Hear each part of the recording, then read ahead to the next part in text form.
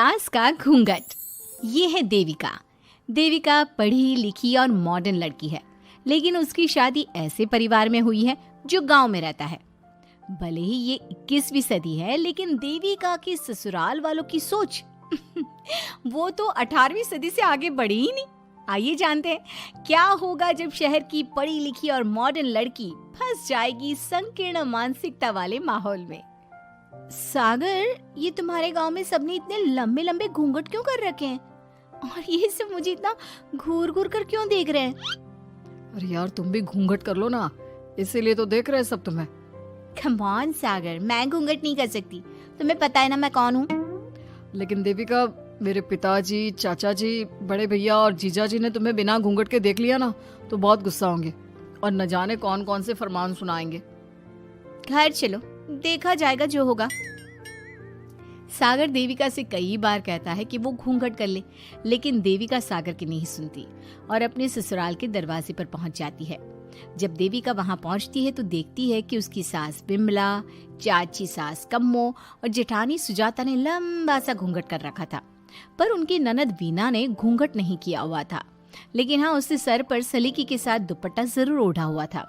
सागर अपनी पत्नी को सबसे मिलवा रहा होता है, तभी सागर के पिता जोगिंदर बोलते हैं, सागर, तूने बहू को इस घर के तौर तरीके नहीं समझा। हमारे घर की औरतें बिना घूंघट के किसी पर आए मर्द के सामने नहीं आती और तू इसे ऐसे ही ले आया। पिताजी, मैं समझा दूंगा। वो नई नई शहर से आई है ना, इसलिए उसे पता नहीं है। सागर की बात सुनकर उसके चाचा जी महेंद्र बोलते हैं, ये बात तो तुझे गांव में कदम रखते ही अपनी बीवी को समझानी चाहिए थी। हमारा गांव में बहुत नाम है। तेरी बीवी ऐसे गांव भर में घूमेगी तो क्या इज्जत रह जाएगी हमारी। ये बोलकर जोगिंदर और महेंद्र वहां से चले जाते हैं। शाम को घर की सारी औरतें खाने की तैयारी करती है। खाना तैयार हो जाता है, लेकिन घर की कोई भी औरत खाना नहीं खाती। बहुत रात हो जाती है, तब देविका कहती है, सासू माँ, खाना बने हुए तो देर हो गई, रात भी बहुत हो गई है, हम लोग खाना क्यों नहीं खा रहे हैं? अरे बहू, ये क्या बोल रही हो? हमारे यहाँ घर की औरतें तब तक खाना नहीं खाती जब तक घर के मर्द खाना ना खा ले। लेकिन इतनी देर हो गई, आप सबको भूख नहीं लग रही क्या? तभी देविका की जेठानी सुजाता कहती है, लग तो रही है, लेकिन यहाँ की यही रीत है, ये निभानी तो पड़ेगी ना। भाभी जी, ये रीत नहीं है, औरतों को प्रताड़ित करने का एक तरीका है। अगर इस घर के आदमी पूरी रात नहीं आए तो पूरी रात खाना नहीं खाओगी क्या? देविका ये बोलकर सीधा सागर के पास जाती है। सागर उसे समझाता है, देविका, यहाँ ऐसा ही होता है, तुम थोड़ा सब्र कर लो, पिताजी और चाचा जी आते ही होंगे, फिर हम सब खाना खाएंगे। सागर देविका को समझा ही रहा था, तभी देविका की ननद वीना आकर कहती है, सागर, खाना खाने आ जाओ, पिताजी और चाचा जी आ गए हैं। चलो देविका, तुम्हारा इंतजार खत्म हुआ। सागर खाने के लिए बैठ जाता है। जब सब खाना खाने बैठते हैं तो देविका भी बैठ जाती है। सागर धीरे से उसे कहता है, अरे देविका, ये क्या कर रही हो? तुम इस तरह हमारे साथ खाना नहीं खा सकती। मगर क्यों सागर, मुझे भूख लगी है, सब लोग खा रहे हैं तो मैं क्यों नहीं खा सकती? ये हमारे घर का नियम है, पहले घर के आदमी खाते हैं और बाद में औरतें। लेकिन सागर, हमारे घर में तो ऐसा कोई नियम नहीं है। देविका और सागर में बहस छिड़ जाती है। तब सागर का बड़ा भाई कहता है, सागर, तेरी बीवी को एक बार में समझ में नहीं आता क्या कि इस घर की औरतें मर्दों के खाना खाने के बाद ही खाना खा सकती है? भैया, मैं देविका को यही समझा रहा था। मुझे तो लग रहा है कि इसके दिमाग में कोई बात ही नहीं बैठती एक बार में। भैया, मेरे दिमाग में बात तब बैठेगी ना जब आपकी बात कोई ढंग की होगी।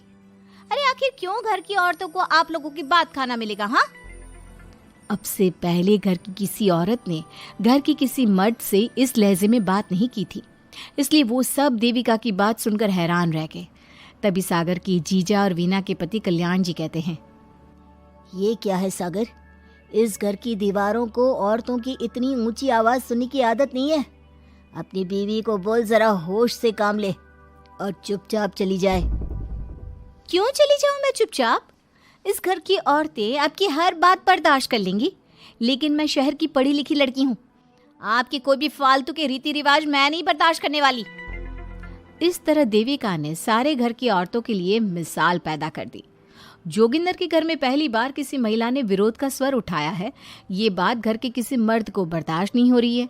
तभी जोगिंदर कहता है, महेंद्र, मोहन, इस बेशर्म लड़की को कमरे में बंद कर दो और आज इसे कोई खाना नहीं देगा। अगर किसी ने इसे खाना दिया तो मैं उसे जिंदा नहीं छोड़ूंगा। महेंद्र और मोहन उसे कमरे में बंद कर देते हैं और उसे खाना भी नहीं देते। रात के 3 बज जाते हैं। भूख की वजह से देविका को नींद भी नहीं आती। तभी उसे कुछ महसूस होता है। ऐसा लग रहा है कोई दरवाजा खोल रहा है, लेकिन इतनी रात को कौन हो सकता है? कहीं सागर तो नहीं? देविका उम्मीद भरी नजरों से दरवाजे की तरफ देखती है, लेकिन दरवाजा खोलने वाला सागर नहीं बल्कि विमला और कम्मो है। माँ जी, चाची जी, आप दोनों? बहू, ये ले, हम तेरे लिए खाना लाए हैं, खा ले। और ये बात ना तो किसी को बताना मत कि हमने तुझे खाना दिया है, नहीं तो हमारे मर्द मार मार कर हमारा बुरा हाल कर देंगे। माँ जी, आप यहाँ इतना घुट घुट कर क्यों रहती हो? देविका, अब तू भी इस घर की बहू है, तू भी हमारी तरह रहना सीख ले। इस घर के कायदे कानून अपना ले। इस घर के मर्द तो कभी बदलने वाले हैं नहीं बहू, तो तू ही बदल ले अपने आप को। माँ जी, बदलाव अच्छे के लिए हो तो हमें बदलना चाहिए, बेकार और बेतुकी बातों का तो विरोध करना चाहिए। दोनों ने देविका को समझाने की कोशिश की, लेकिन देविका ने उल्टा उन्हें ही समझा दिया। इसी तरह एक दिन देविका किसी बात पर जोर जोर से हंस रही थी। तभी देविका की सास विमला ने उसे टोकते हुए कहा, अरे बहू, तू इतनी जोर जोर से क्यों हंस रही है? हमारे घर की औरत इतनी जोर जोर से नहीं हंसती।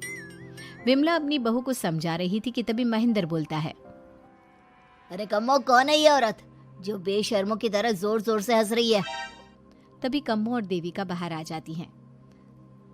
जी, वो मैं हंस रही थी चाचा जी, अब आप लोग हंसने पर भी पाबंदी लगाओगे क्या?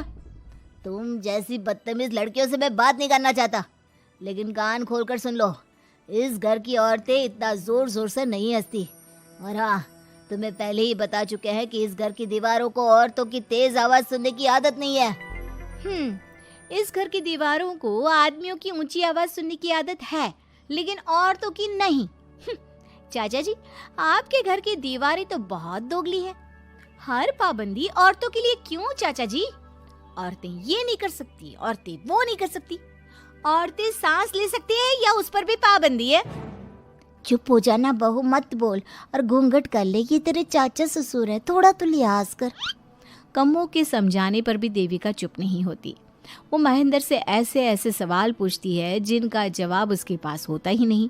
महेंद्र गुस्से से सागर को आवाज देता है। महेंद्र की आवाज सुनकर घर के सभी आदमी बाहर आ जाते हैं। जी चाचा जी, आपने बुलाया? अपनी मुंह जोर बीवी को यहाँ से ले जाने तो कुछ अनर्थ हो जाएगा। क्या हुआ चाचा जी? तेरी बीवी जिस तरह से मुझसे बात कर रही है, छोटे बड़े की तमीज नहीं है इसे। कम से कम 7 दिन तक ये कमरे से बाहर नहीं निकलनी चाहिए। अगर इसे मैंने कमरे से बाहर देख लिया तो किसी की खैर नहीं, समझे? पर मैंने कुछ गलत नहीं बोला। सागर, जो सच है मैंने वही कहा है। देविका, चलो मेरे साथ। लेकिन सागर, मेरी बात तो सुनो। सागर देविका को वहां से ले जाता है। इसी तरह से कई दिन बीत गए। अब देविका अपने ससुराल में हर गलत बात का विरोध करने लगी, लेकिन जितना ज्यादा वो विरोध करती, उसके ससुराल वाले उस पर उतना ही ज्यादा अत्याचार करते। अब देखना यह है कि देविका अपने ससुराल वालों के अत्याचार को यूं ही सहती रहेगी।